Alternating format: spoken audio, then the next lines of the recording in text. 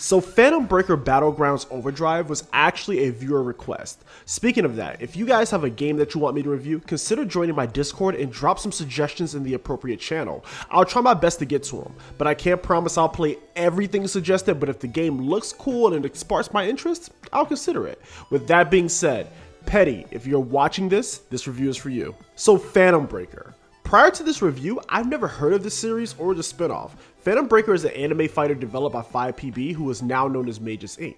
Phantom Breaker was originally released on the Xbox 360, but was later ported to all modern platforms with all the enhancements and more characters. If any of you play Phantom Breaker, drop a comment down below and let me know if it's worth a look. But today we're looking at the spinoff title, Phantom Breaker Battlegrounds. So let's see what this game is all about. So Battlegrounds is a chibi anime beat 'em up, a 2D beat 'em up to be exact. In terms of the story, it's really nothing to write home about, and most beat 'em up stories are pretty straightforward anyway. In this case, Nagi gets kidnapped by Phantom, and we must go through various worlds and various levels to find her. It's really that simple. Very similar to Fight and Rage, the story is not why we're here. For me personally, it's all about the gameplay and the flashy moves that I can pull off. So let's get into the gameplay.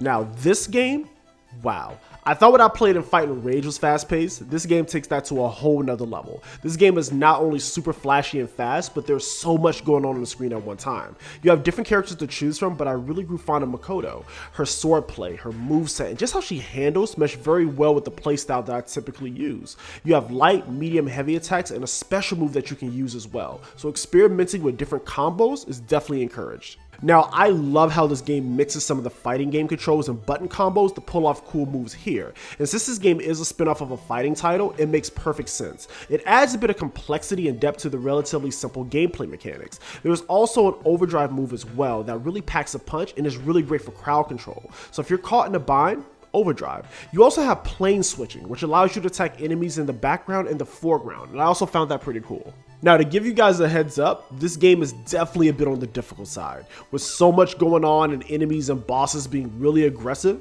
it is encouraged that you play this game with friends. Now, since I'm playing the Overdrive version on the Nintendo Switch, there is no online co-op, which really sucks considering the original release had online play. As a rule of thumb for modern gaming, online co-op is a must-have for me. I want to be able to play with my friends no matter where they live in the world. Now, to help with the difficulty, and one aspect of this game I really liked was the leveling system. As you fight more and you gain experience, your character will level up. This allows you to teach your characters new combos or increase certain stats. This definitely gives the game replay value and give you a sense of progression. In the story mode, you actually start out maxed out, so you somewhat get a taste of what it's like to have a fully decked out character. It was awesome. Overall, Phantom Breaker Battlegrounds is a fun beat 'em up adventure. Aesthetically, the game is adorable, the gameplay is fun, and the combat system has some depth to it, and the music is pretty catchy as well. If you like 2D beat 'em ups, this game is a no-brainer and an easy recommendation. I mean, what else could you ask for? Thank you all for watching, and I'll see you next time.